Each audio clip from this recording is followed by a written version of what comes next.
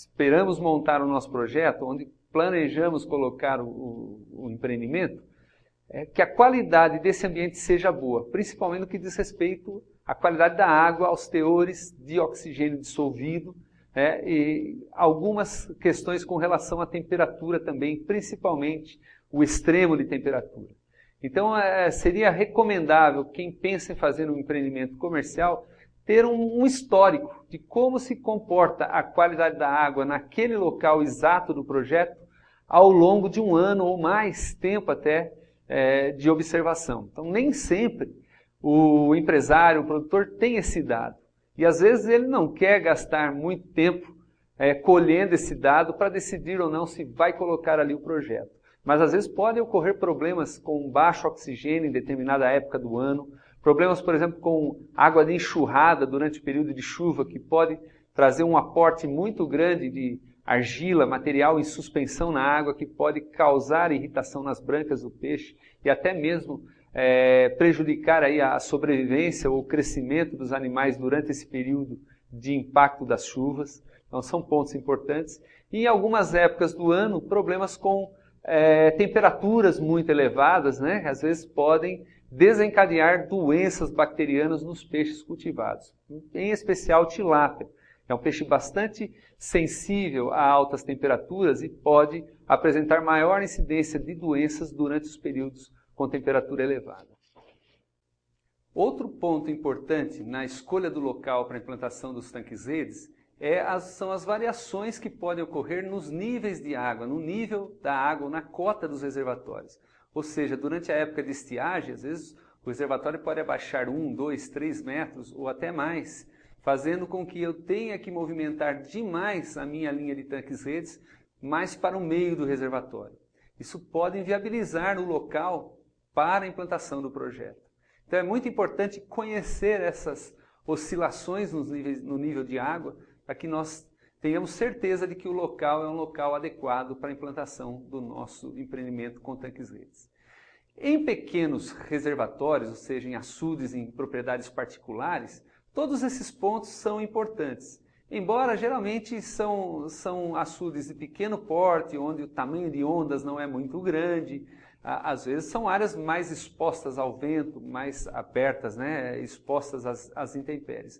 Mas normalmente nesses pequenos açudes, além dessas questões relatadas de infraestrutura, de acesso, da questão de profundidade mínima onde posicionar os tanques-redes, um outro ponto que é fundamental a ser considerado é não colocar os tanques-redes nos locais mais profundos desse açude ou desse lago.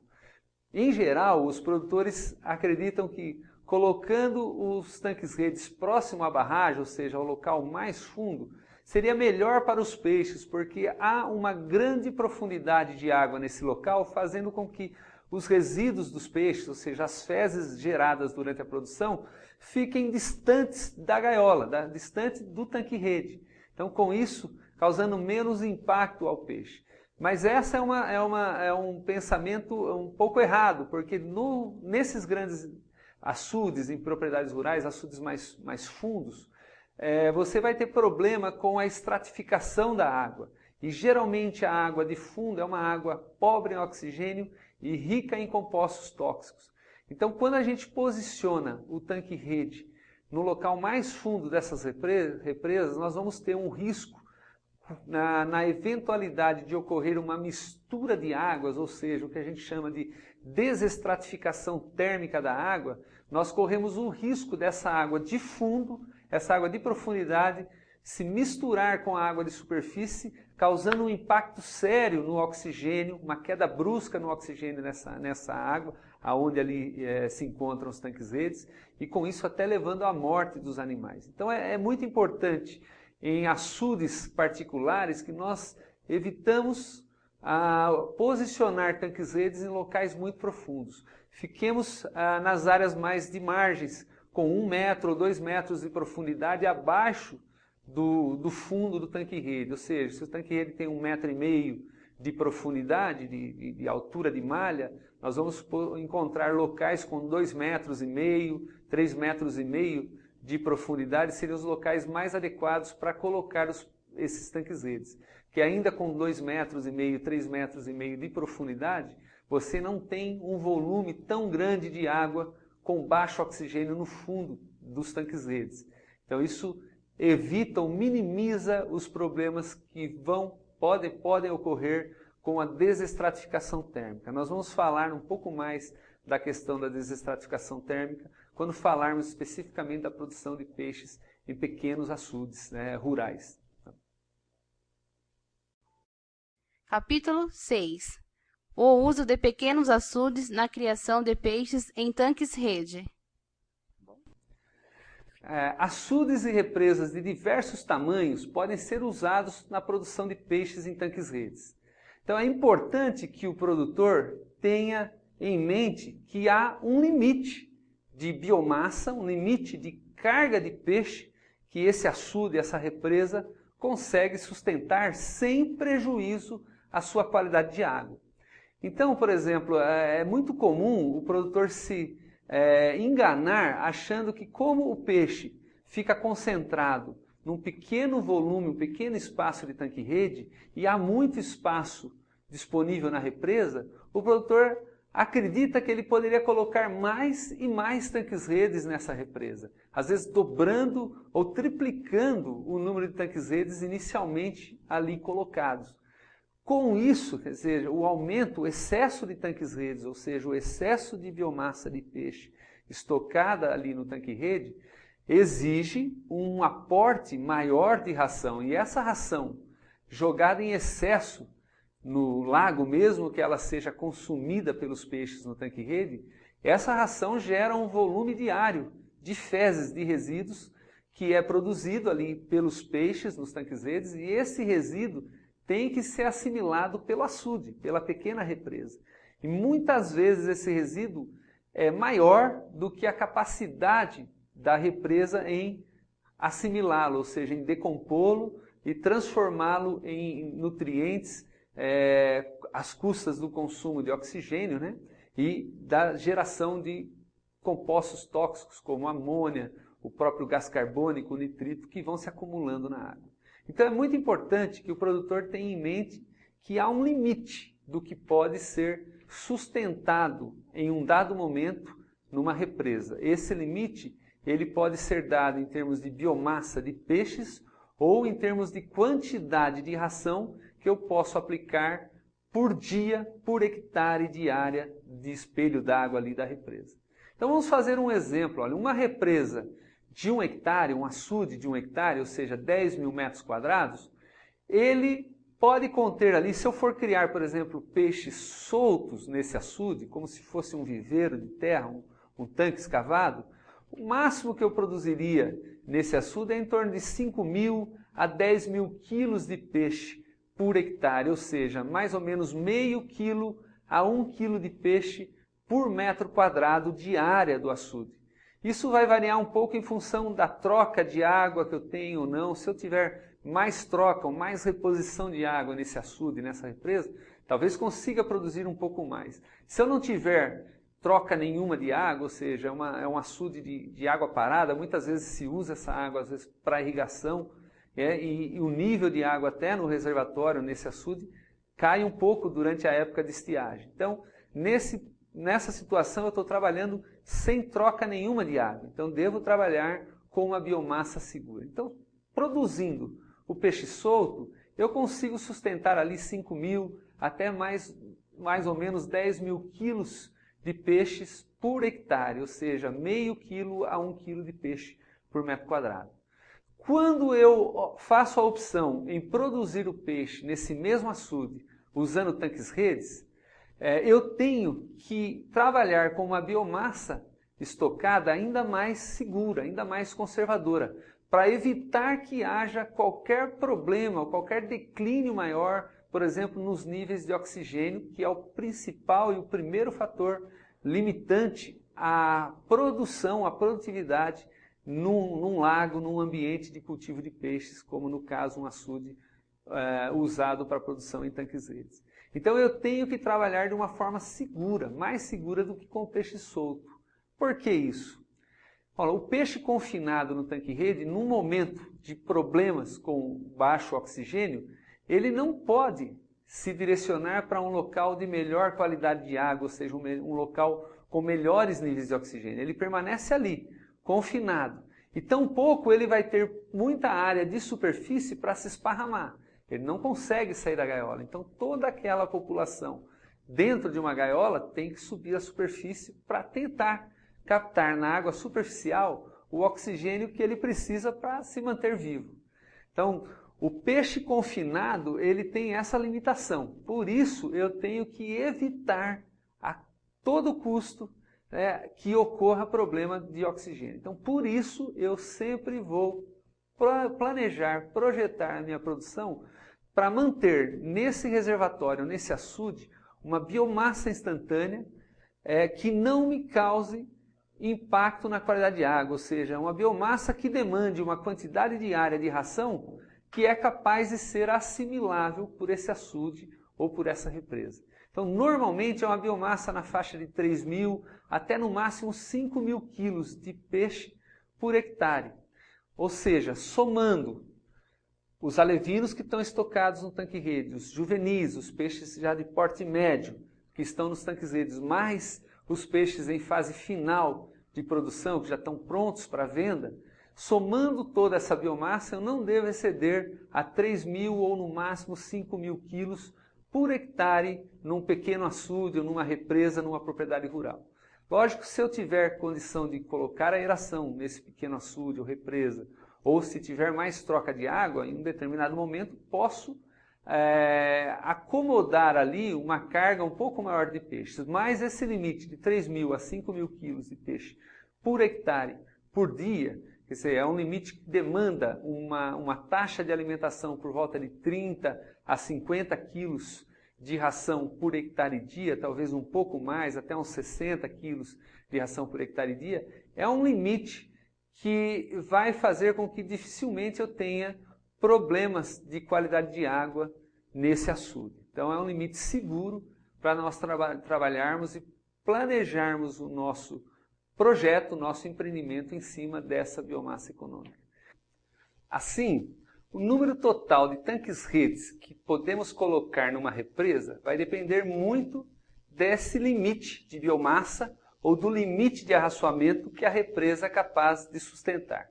Então, nesse exemplo, numa represa de 1 hectare, onde nós podemos sustentar uma biomassa aí, mais ou menos de 4.000 quilos de peixes, né, na represa, ou seja, no hectare, se eu tiver cada tanque-rede com uma biomassa média em torno aí de 400 quilos, ou seja, 100 quilos mais ou menos por metro cúbico por tanque-rede, tanques-redes de 4 metros cúbicos de volume, então cada tanque-rede com 400 quilos, o máximo de tanque-rede que eu poderia ter numa represa de 1 hectare para não ultrapassar essa biomassa instantânea de 4.000 quilos seria em torno de 10 tanques-redes.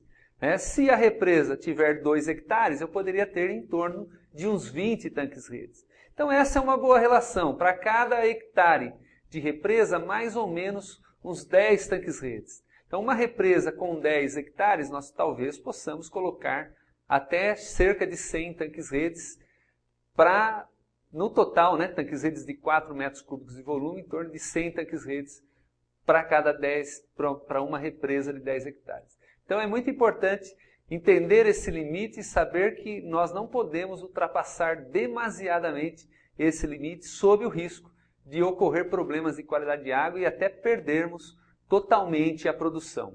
Então há casos de produtores no Brasil todo que trabalham em pequenos açudes que já experimentaram problemas de qualidade de água e mortalidade súbita de peixe por falta de oxigênio, por não terem respeitado esses limites.